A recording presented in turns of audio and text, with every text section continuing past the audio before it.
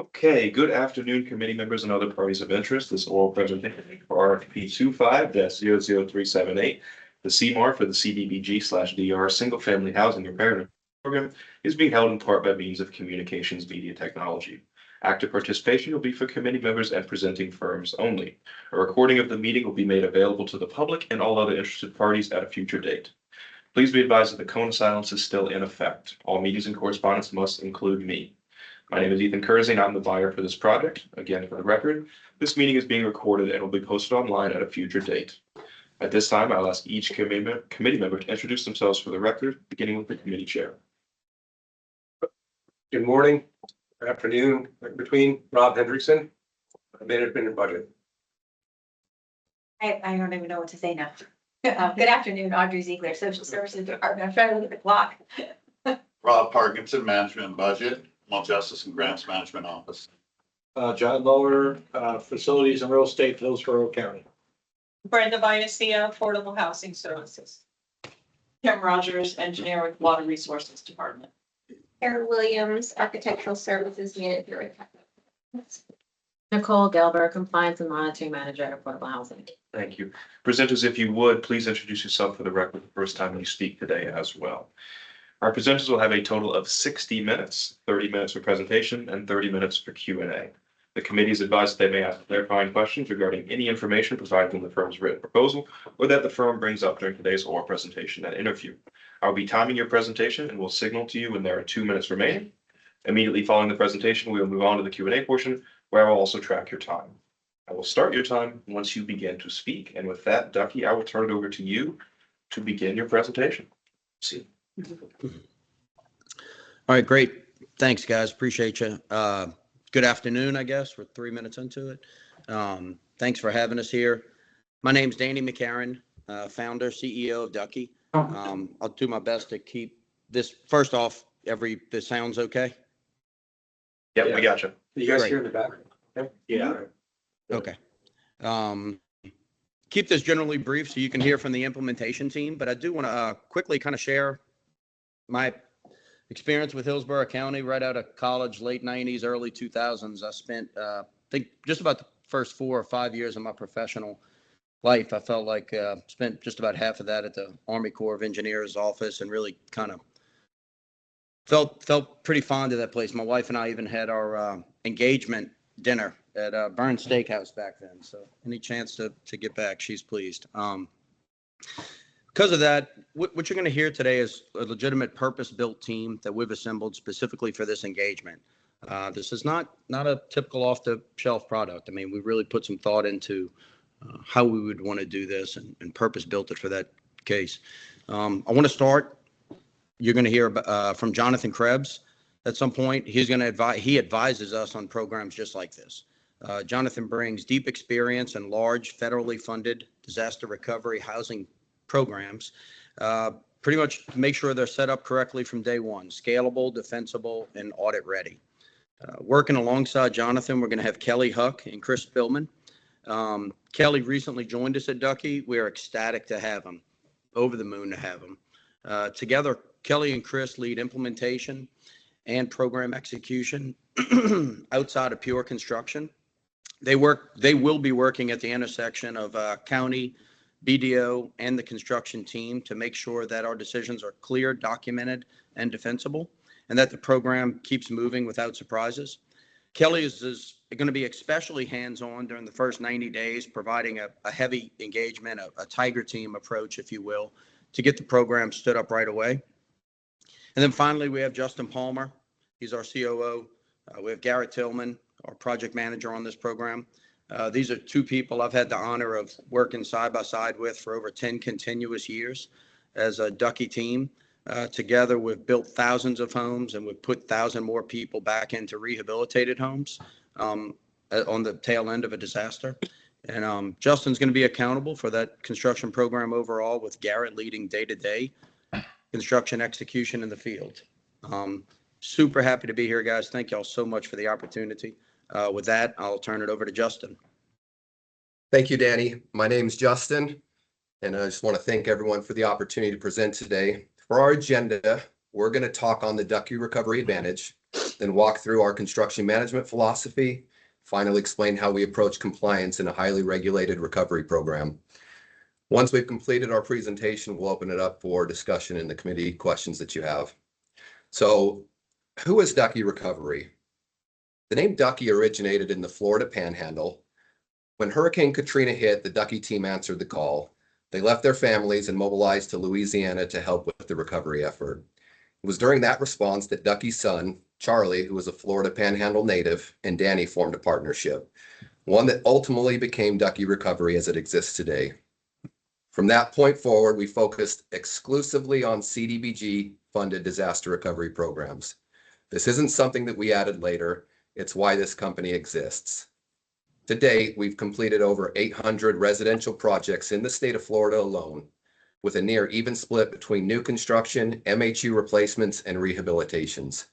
We've operated from the Florida Keys all the way through the Panhandle, and over the last 3 years, we've had significant rebuilding activity right here in this region.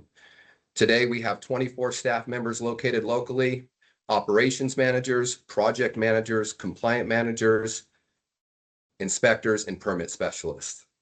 We've operated offices in Fort Lauderdale, Fort Myers, St. Petersburg, Sarasota, Zephyr Hills, and Marietta. If selected, we will establish an office immediately adjacent to the Hillsborough County team so we can work side by side every day to deliver this recovery. We strongly believe we are the most Florida-focused respondent remaining, and our history, our footprint, and our results support that. So what are the Ducky Recovery advantages? There are 5 things that clearly differentiate us from every other proposer. First, we are the most Florida-focused builder proposing today. Temporary FEMA projects are not the same as long-term recovery work. With over 800 permanent CDBG-DR projects completed in this state alone, we don't just work in Florida, we live here. We're licensed here, and our operational DNA was built here. Florida disaster recovery requires local knowledge, and you will benefit from our experience here. Second, we have extensive coordination and working experience with BDO. We've worked alongside them on multiple major recovery programs, and we operate at a best-in-class level within their canopy system. We want you to know there is zero learning curve. Third is our ability to start quickly and scale. Many builders can build a home. Very few can manage building 50 to 100 homes simultaneously in a scatter lot disaster recovery environment. This is what we do every day, and our systems, staffing, and trade relationships are built for scale here in this region already. Fourth, we specialize in CDBG-DR housing construction in the state. It's our core mission. This isn't also what we do, this is all we do. That specialization drives compliance, speed, quality, and cost control. And fifth is our local delivery. This is where we live. These are our neighbors. We believe recovery should stay local. And if selected, you can expect a visible, accountable, on-the-ground presence from our team. And it's not just local because we live here. We are already established with local trades and general contractors doing this work. Now, Jonathan is going to tell you about our efforts partnering with BDO to accomplish results for our clients. Jonathan? Afternoon, I'm Jonathan Krebs. Prior to my time with the governor's office in North Carolina, serving as senior advisor for Helene Recovery, I had the pleasure of serving as managing partner for Horn's government services practice. And in that role, I had the opportunity to hire Kelly Huck to help build out our construction management process and the workflows that BDO now works to implement every day on their very successful programs. You're going to have plenty of procurement folks tell you that this is a legal acquisition, that there's a lot of boxes that got to be checked. You've got to go through a process, but what you're really doing is building a team. And you can have great players on your team, but if you don't have strong communication and coordination, that team can fall apart. You've done a great job with the procurement so far. You are on track to have a winning program, one that serves the people that are desperately in need of help and assistance. And the next step is going to be purchasing a builder and a construction manager that can see it through, that can provide the outcomes that we all want to be proud of. And that benefit is going to best be received by the public when we can eliminate learning curve. We intimately know how to operate with the BDO team. We understand their policies, procedures, and Ducky consistently performs at the top of the list of builders in the other states where they operate, as well as in Florida right now. And so we're excited about the potential partnership to continue communicating and delivering exceptional results for our clients. And we think that partnering with Ducky Recovery really fleshes out the team in a great way. And Kelly's going to tell you a little bit more about that execution. Thanks, Jonathan. Again, my name's Kelly Huck, and happy to be here with you guys. What I want to focus on right out of the gate is getting the program off the ground and how we do that and coordinate and collaborate with not only you, but also with your implementation vendor with BDO. Want to start this process with developing a clear understanding of roles and responsibilities. Make sure that we'll start with that leadership action and ensure that everybody knows what to expect of the other. From a staffing standpoint, this is a minimal staff addition opportunity for us. We already have staff on the ground in the area, already trained working in these programs. So while other firms are focused on having to staff up and develop those staff, we don't need to start with that process. We start a little further down the road. Then we'll work through the document development and what documents are foundational and need to be created to help document the decisions that the program is making and how we get those in place and weave those in with BDO and their systems and with Canopy. This is where our lessons learned that we have generated from all across the country come into play, why I think they're a benefit to you. We've got scars and battle wounds from working all across the country with this. So not only have we learned maybe what not to do, we've also learned how to fix it. We've learned how to anticipate challenges. And so when bumps do come up, and they will, we think we're uniquely positioned to help navigate through those quickly. Also during this phase, we will incorporate and work with our advisory committee. I heard you guys on the evaluation meeting, and there were some questions about the role of our advisory committee. The purpose of that committee is really to advise and support, be there for any sort of escalation needs that may exist. We'll get some strange one-offs that we need to kind of think through as a leadership team. The role of that advisory team is to not impede any of the execution activities. We're there to support Justin and Garrett and help make the program run smoother from their end and from your end. So looking at a very simplified, very high-level process flow, your BDO team is going to be working upfront with application intakes and damage assessments and environmental tier 2s and grant agreements. And they've already started with some of that customer service, most likely. From there, obviously, we're going grant agreements into design activities, which through this CMAR program is going to kind of meld with part of the pre-con efforts of the project as well. And then obviously move into construction. Our goal would be during this early phase while BDO is trying to get their efforts off the ground that we coordinate with your A&E firms that you've just brought in. We want to meet with them, talk with them about maybe some lessons learned on the plan development side with a goal of creating a consistent, simple, and repeatable product. The consistent helps us ensure that we're delivering the same product to all the applicants and we're treating everybody the same.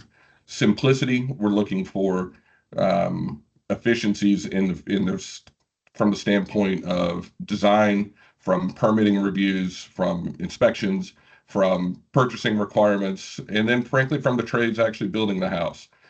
With that, we can typically get to scale a little faster and return people home a little faster. Our experience in this world is speed is service. And so we definitely focus there. And then thirdly, we want it to be repeatable. Again, once we get up on plane, being able to be repeatable helps everybody involved. But when you look at this very simplified flow chart, every one of these arrows represents the movement of an application from one team or department to another. And it's those handoff points that we really want to be deliberate and intentional around to ensure that we strengthen those and harden those, so that we're all singing from the same sheet of music when it comes to applicant communications. And so with that, I'll let Justin get into the nuts and bolts of how we're going to run it day to day. Thanks, Kelly. So as COO, I just want you guys to know I am personally responsible for this program. I live just across the bay in Bradenton, which means you can expect me to be front and center. No flights, no remote management, a true local partner. Working alongside me is our lead project manager, Garrett Tillman. He lives in St. Petersburg. And between the two of us, we bring deep hands-on disaster recovery experience. We've worked together for the last 10 years and have a combined CDBG-DR program experience of 25 years together. We've worked in New York, New Jersey, North Carolina, Texas, Alabama, and Florida.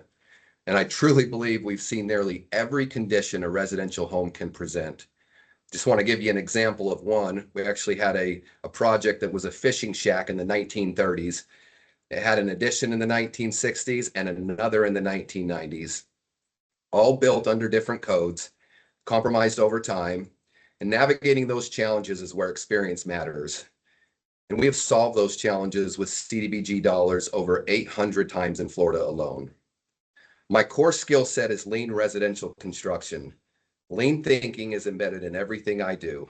The most important part of our role will be working alongside designers, engineers, and architects to develop concepts that are producible, repeatable, and buildable, using materials that are readily available in the local market in the most cost-effective way possible. That is my mastery. In addition, we have extensive experience with MHUs, as well as working within HOAs and mobile home park communities, many of which have unique requirements beyond the home itself. These include carports, Florida rooms, lanais, and storage sheds. Our experience will help streamline our other partners. For rehabs, we understand the HUD Green Building retrofit checklist, housing quality standards, lead-safe work practices, and asbestos removal. And we are prepared to implement any energy-saving pathway the program wants to incorporate. Garrett's going to help us understand how we're going to execute this at scale. Thank you, Justin. Garrett Tillman speaking. Many firms will tell you they can build in scattered site programs. What they often can't say is that they've been boots on the ground in this region day in and day out, working alongside trades, permitting offices, and inspectors, learning how this system really works. At Ducky, we don't just solve problems, we try to prevent them. For example, we know Hillsborough County and the city of Tampa require tree mitigation plans. Our team has already coordinated directly with Ashima Aronock at the Natural Resource Department. We will work with the A&Es to reduce revisions and speed up permits. We know Hillsborough County requires septic permits to be issued before new single-family permits can be submitted. We've worked with Michael Dreyer at the County Health Department to ensure complex septic permits don't delay recovery and align with other departments' requirements. Scale and disaster recovery isn't just about speed, it's about systems. Systems that manage compliance, permitting, inspections, utilities, septic, and closeout across dozens of sites at once. That's where our experience matters. We know what causes programs to stall and how to remove those obstacles before they become delays. We proactively work with designers and engage permitting staff so that small adjustments can shave weeks off of pre-construction timelines. The contract allows us to self-perform up to 25% of the homes. We see this as a strategic tool and not a volume target. Our intent is to lead by example on the first projects, create early program wins, and establish repeatable standards. This minimizes learning curves for other contractors and creates a consistent, efficient delivery model across the program. We also maintain strong relationships with qualified general contractors who specialize in this type of work, and we are committed to their success. If challenges arise, we step in to keep the program moving. What is non-negotiable for us is that this work is delivered by local trades and local workers. Justin will go into more on that in the next slide. We understand today's labor market, trade availability is strong, and we do not anticipate staffing challenges. From a CMAR perspective, early engagement is key. We already know where field issues arise, which details fail in practice, and how to resolve them before the GMP is set. significantly reducing change orders. We are not new to risk. Every program we operate in includes liquidated damages, and we consistently deliver faster than program deadlines. So in every recovery program we've operated, we're asked the same question. How are you successful no matter where you go?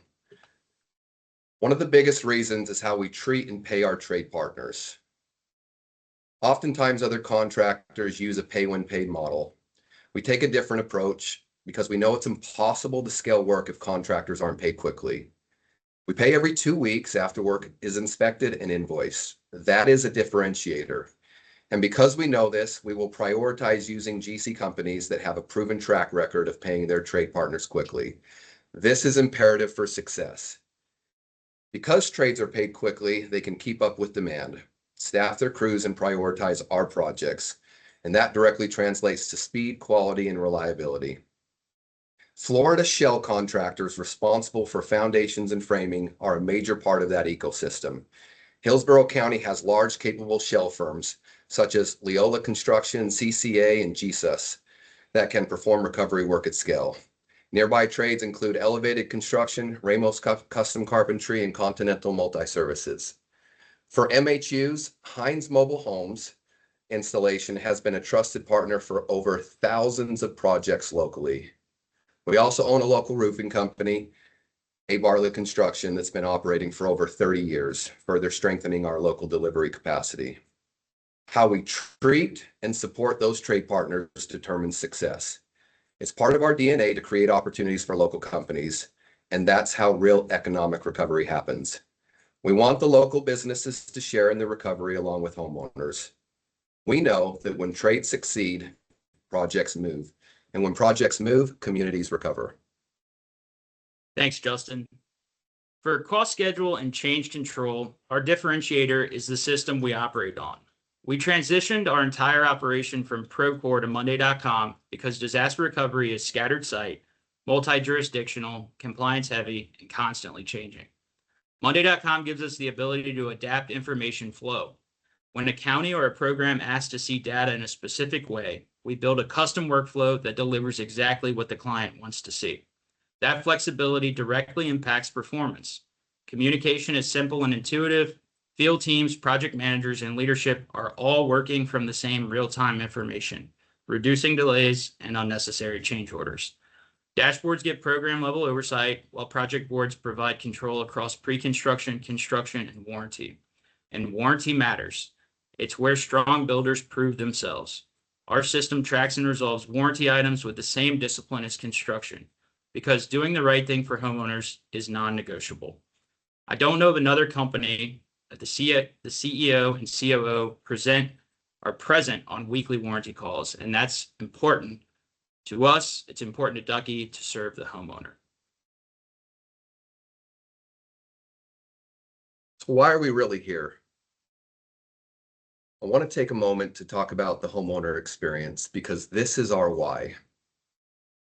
I've had the opportunity to personally communicate with over 1,000 families who have had to navigate disaster recovery programs.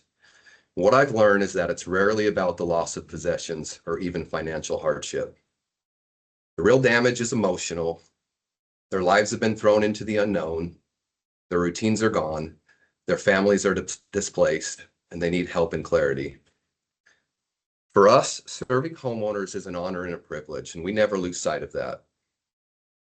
Our why is simple: to bring peace back into families' lives. There's nothing more rewarding than handing over keys and seeing the healing begin. At the end of the day, this work isn't about profit, it's about families. That's why we're here. How do we ensure we bring peace back into their lives? It starts with the first site visit. We take 15 to 20 minutes to get to know them. How long have you lived in your home?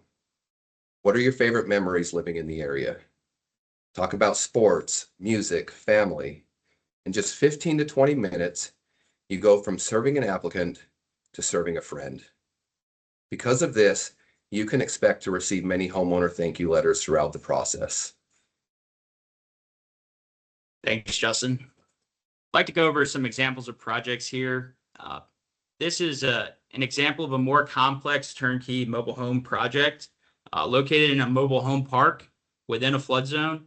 Due to the flood zone requirements, this home was required to be built on a permanent foundation using concrete piers and steel beams. On the next slide, the top home is an example of a single-family home we built in the Florida Keys. This home utilized CMU construction as well as elevated concrete tie beams. The bottom example is of a modular project we completed in the Keys on a permanent foundation.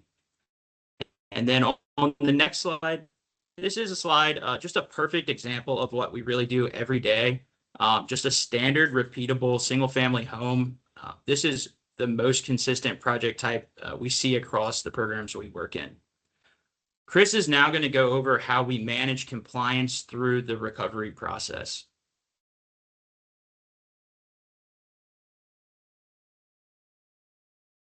Thanks, Garrett. I'm going to focus on how Ducky ensures program integrity at scale by managing risk across handoffs, memorializing outcomes, and embedding compliance into the workflow. The first visual is a step-by-step process checklist applied on a per-project basis. Each step has a defined owner and approver, so nothing relies on informal handoffs between the county, BDO, the engineer of record, and Ducky. Running in parallel are our issue and lessons learned logs, which assign responsibility, track resolution, and memorialize outcomes for implementation. Most downstream risk is created during early project handoffs. That's why this discipline matters. By forcing clarity at these touch points, we've reduced change order volume by approximately 35% on a total volume basis across comparable federally funded programs. For Hillsborough County, that means predictability and a CMAR partner managing risk before construction begins. On CDBG-DR programs, compliance only becomes burdensome when it's treated as a separate function. At Ducky, compliance is built into the workflow from the outset. Program requirements will be identified during setup, documented procedures established, and responsibility for compliance oversight clearly assigned. As work is performed, the required evidence will be captured contemporaneously and maintained in the county's system of record, eliminating retroactive file reconstruction. Our dedicated compliance manager will provide independent review and formal sign-off, ensuring each requirement is either documented, justified as not applicable, or flagged for resolution. During program design, our advisors will coordinate with county representatives and BDO to establish a defensible approach for demonstrating Davis-Bacon compliance at the program level, aligned with HUD requirements and operational realities. Section 3 compliance will be demonstrating using a combination of project level and entity level strategies, with participation and labor hour data tracked and retained in the county system of record. The result is a CMAR partner who manages risk proactively, delivers compliance without drag, and protects the county's interests, while delivering homes back to residents with confidence in the program's integrity. Thank you, Chris. So in closing, I don't envy the decision that you guys have to make today. If you want a successful program, you need to select a contractor who understands how to build with CDBG funds in Florida. Programs often create scorecards to rank builder performance. In the background of this slide, you will see a current Florida County program we are operating in. Our local experience matters, and the results speak for themselves. Every time I interview someone, the final question I ask is simple. Do they get it? Do they want it? And do they have the capacity to do it? Over the course of my career, I've learned that one of those matters more than all the others, and that is the want. You cannot teach it. It's something that exists internally, an inner drive that says we will do whatever it takes to be successful. We want you to know that we have that want, and we want this partnership. And if selected, we will bring that commitment every day for the life of this program. On behalf of Ducky, we want to thank you for the opportunity to present to you today. And with that, turn the time over to you for any questions that you may have. Fantastic. Thank you, guys. We'll hop straight into the Q&A. So, ready? Are you ready? Questions?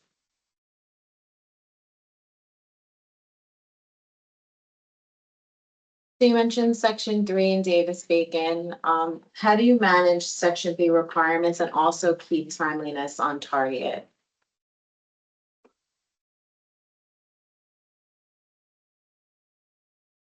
Well, I think a big effort on the section 3 is to partner with firms that you already have relationships with. And that's where I think our local subcontractor and trade base really comes into play for us. Not only with section 3 businesses themselves, but also through any section 3 new hires that get brought onto the process. It's about finding the folks, to Justin's point, that want to do the work, that understand what they're doing, and then just teaching them the way we do it. Doing so allows us to build a deeper bench. And one of the things that we're most proud of is the fact that we've got a very low turnover rate across the entire firm. So once we get folks in, we invest time in them, we find that those folks stick around with us too. Yeah, and you know, as you're well aware, Section 3 is a process, and so writing the plan, committing to the plan, then executing the plan, documenting along the way our efforts to attract and retain folks that qualify as Section 3 employees is part of our success in many states, particularly in Florida and in some of your neighboring counties. And so maintaining good paperwork, making sure that that is part of the expectations with our trades and the general contractors that we bring to the table, making sure they understand that that is a requirement. It is not an option. And then ensuring that we're responsive to you guys every quarter, that you know, as you're funneling those reports up to HUD.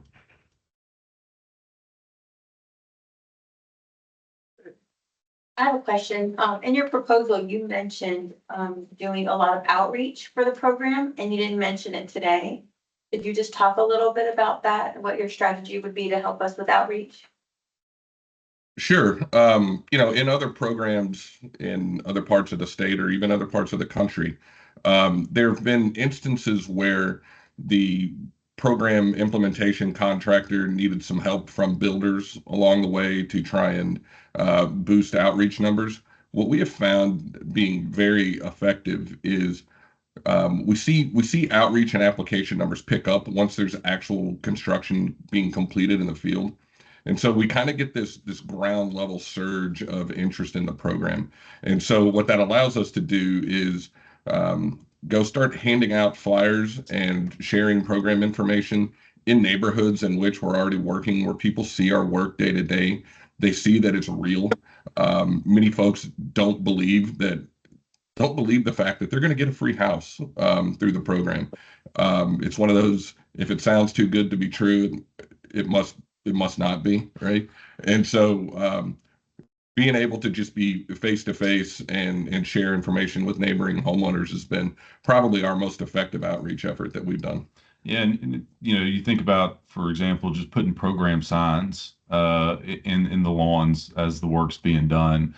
There's a high probability that the neighbors experience similar damage, particularly when we're talking about a rain or a flooding event. And there's a good chance that they may also qualify for the same type of assistance. And so being able to get some of those first projects under construction prior to the completion of your intake window allows the surrounding neighbors to kind of wake up to the possibility of this type of assistance and get on board before the intake window closes. So you have that part of the intake and direct applicant type outreach that's happening at a very grassroots level, but then also think about as we are communicating in the community about trade opportunities and work opportunities to bring subcontractors and general contractors on board. Those same folks that are swinging the hammer also may be qualified for assistance in some ways.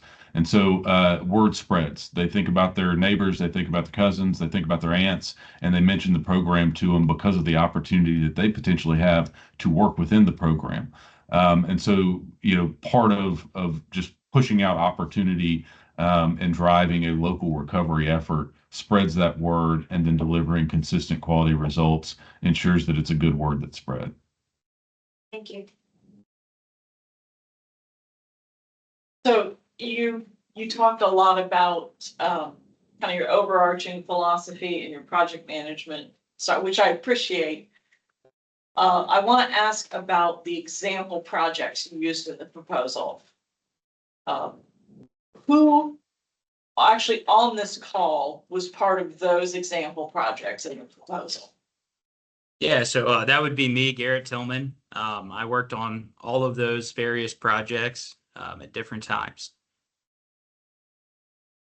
And any of the rest of you? Well, I've been responsible overseeing everything. I'm not in the field on the project management standpoint. So Garrett personally has been to every one of the projects. I've personally been responsible for overseeing all the operational work. Yeah, and as CEO, I consider myself engaged as well on those projects. Okay, thank you. I have a question. If I could just also add that the programs in our proposal, the project examples, we've all been a part of those programs in different capacities. And we've all worked together or side by side in those programs. Gotcha. And not sure if it needs validation, but there was a slide that showed our project execution team. We have a lot of project managers local that are surrounding the Tampa Bay region, and they have also all participated and played a role in these construction projects. Obviously, they weren't able to be on the call today.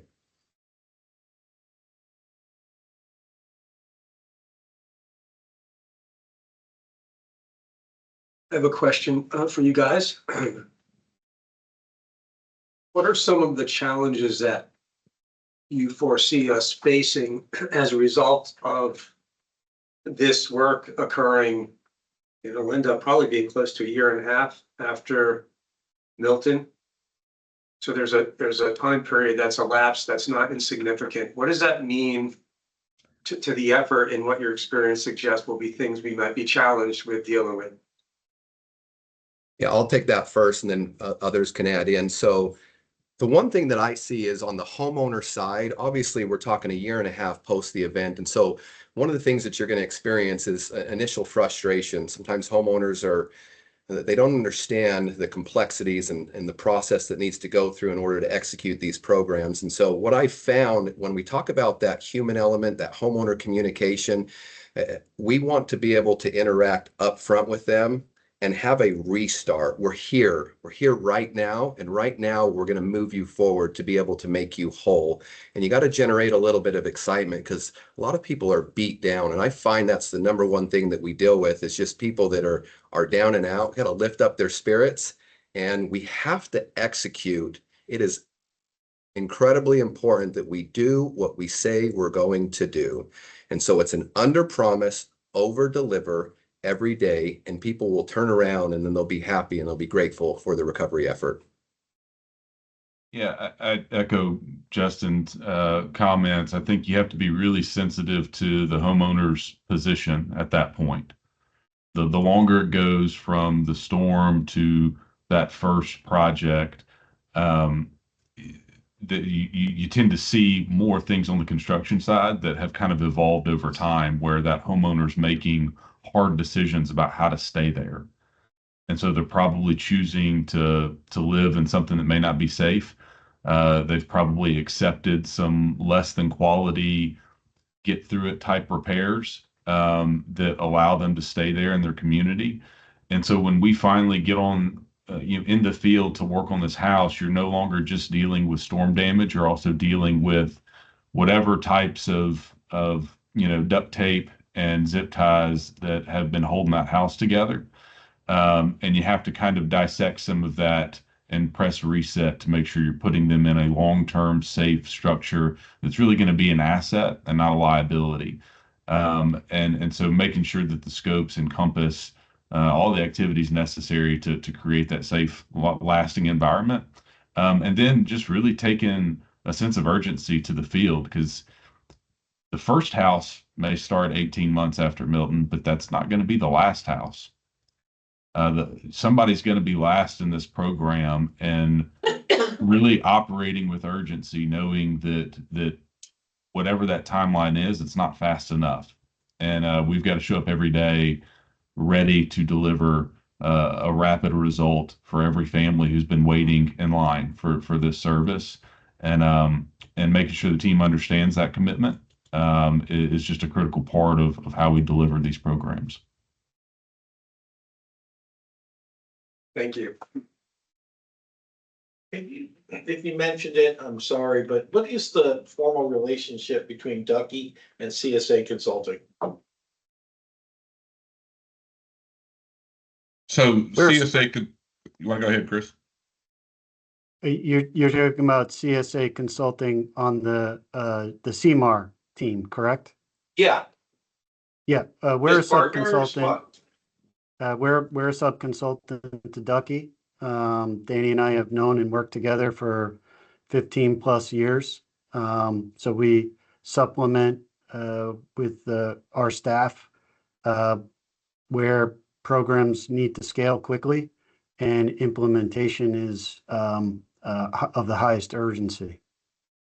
Yeah, okay. Yeah, there's nothing magical about the question. I just want to know you're two different business entities partnering up, right? Yes, sir. Okay, thanks.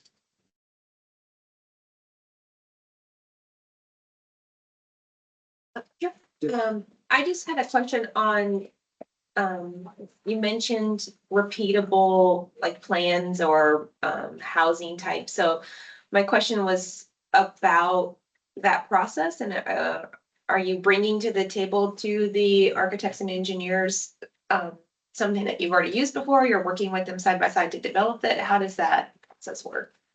That's a We great do have question.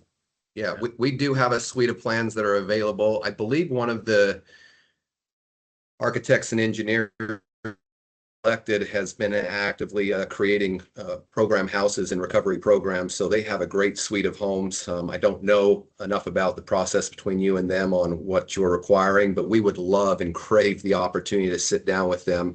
Typically, we have a 2 bedroom, 2 bathroom, 3 bedroom, 2 bathroom, 4 bedroom, 2 bathroom plans that are designed for efficiency purposes, lean in concept to control prices so that we can help the more homeowners throughout the process. So we do have plans. We would love to sit down and show what has worked and what hasn't worked.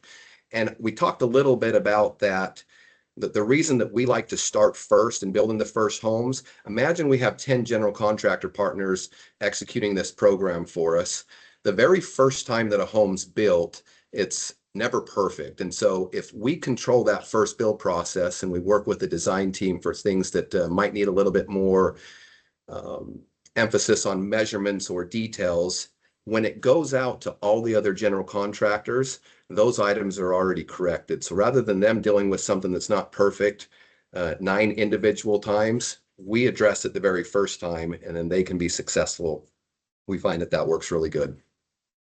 To add to that, I'm sorry, I was go just ahead. gonna say, sorry, you're self-performing that initial like prototype, for example? We can, and we would like to. I think the proposal allows, and that was one of the things that we mentioned. We just know that getting those early wins and making sure that things are that repeatable nature that we talked about, we want to ensure that all the other builders are set up for success in the execution, and that helps us do that. And those first standardized plan sets, our goal with those is typically to try and come up with plans that will satisfy any building needs on roughly 80% of the lot conditions that we'll encounter. We know that we're going to have some strange size lots, or we're going to run into, larger setbacks or smaller buildable areas in one location or another. And so we would prefer to be able to handle those in a one-off type scenario, and have done that successfully in multiple states and multiple programs. But then working with one of the A&E firms that we work with a lot in these programs across the country, you've selected them already, it appears, in your group of A&E firms. And so coming into it, there's already a working relationship with that firm in this exact space, doing this very same work for others. So I expect that could speed up the communication there and speed up that process as well. Thank you. I have some questions, but I want to scan the room in case anyone else has. You said that one. A few questions. I'm inquisitive, I guess. You mentioned 24 local staff. When you say local, do you mean Hillsborough County local or Florida local? So we have project managers that are in Hillsborough County, and we have a staff that are surrounding every county around Hillsborough County. So when we say in that region, that's what it is. So you'll see on this slide right here, we actually have staff members that are in Hillsborough, and then you can see all the way around for Pinellas, Pasco, Polk. I'm in Manatee, and then we have team members in Sarasota as well. Okay, great. Thanks. Sorry, I missed that. Second, you have, do you anticipate a hiring push to support this program? And if so, could you just summarize what that might look like? From an in-house perspective, I think that we're built to be able to do it, but we will do whatever it takes as that volume surges. And so if, depending upon how quickly these jobs come out and how they scale, the answer is yes, we're prepared, we're ready. We already have a Rolodex of people that want to work for us. We, once we were shortlisted to the 3 companies, started receiving calls every single day. Obviously, until that work starts, we're not going to be able to hire or bring on. Thank you. Related question, you may have touched on it. Apologies if you could retouch on it. In your partnering with local businesses, obviously for federal contracting, the emphasis is on small business participation. That's now the focus. Can you summarize how you see small businesses being engaged in this program? Yeah, this gets really personal for me because we were never a massive company to start out with, and we love to be able to give companies the opportunity and a platform to be successful. So I'll share with you that one of the things that we dislike, and what is very common in the contracting world, is layers. You hire a company who then hires a company who then hires a company. We do not ever want to be put in those predicaments. And so what we do is we want to find the companies that are actually producing the work. And when we talk about how we pay, it is so imperative because these smaller companies, they have no capital, they don't have the ability to carry projects, and that's usually why companies will hire bigger firms that will then subcontract down the line. What we do is we'll take those small companies, give them a platform to be successful, pay them quickly, and allow them to grow their businesses. We've done that in every state we've ever operated in. And they're so grateful to be able to participate when normally they don't have the opportunities to get involved. Yeah, and just to piggyback on that, part of those payment processes is what enables small businesses to participate in these types of programs. You're going to be drawing funds down from HUD. Likely, as those invoices scale, you may be waiting on payment from HUD before you then can pay invoices for construction activity and for your CMAR and for your other vendors. And that's going to create a lag, whether that lag is 15 days or 90 days. It immediately, it maybe not affect us as much. If we need to wait, we'll wait, but it would limit the participation of true small businesses. Those folks who got less than 20 employees that are running a small sheetrocking crew, they've got to get paid every Friday. And so when one of the consistent observations in this industry coast to coast is that if your construction manager's game plan is to have pay when paid relationships with their trades, meaning that they're only going to pay that small business sheetrocking crew once they've received payment from their client, then they will not participate in these programs. They will be bullied out just from the financing side of it alone. And so our commitment to pay them every Friday, whether or not we have been paid, is the key to having local involvement and small business involvement. It's the only way to ensure that they can survive this work. Otherwise, you'll have instances like we've seen in some other states where they did a great job of encouraging small business to participate, but they couldn't solve the money problem, and a number of those companies went bankrupt. And so, preventing that is is paramount to what we're doing with our payment strategies, and then attracting folks that are excited to do the work and do a good job. That becomes a management function, but we've got to hold up our end of the deal and make sure they get paid in a timely manner. Thank you for that. One last question. Have you worked, you mentioned you worked with, Horn / BDO. I'm familiar that there are times where penalties will be used for missed, critical milestones and deadlines around construction, et cetera. Have you guys worked in that environment? Can you tell us what that looked like and how you managed it? Yeah, we work in that environment every day. This is what we do. And it's a HUD requirement on their grants to ensure that there are those financial penalties associated for missing schedules. And so, yeah, we've worked in these types of programs under these contracts for more than a decade. In terms of how we manage that day to day, starts with early identification of issues and proactive communication to try to resolve those issues. We find that most of the time we're able to, shine light on those and work through them collectively as a team. But when it comes to, the enforcement of those penalties, I think we've run into that scenario just on very few occasions. Thank you. I'll just add the prior relationships that particularly Jonathan and Kelly have with BDO. We don't expect any favoritism when it comes to that, and we're certainly not prepared or anticipating anything. We're going to execute our implementation discipline like we do on every other program, regardless of whether we're intimately familiar with the implementation contractor or not. Thank you.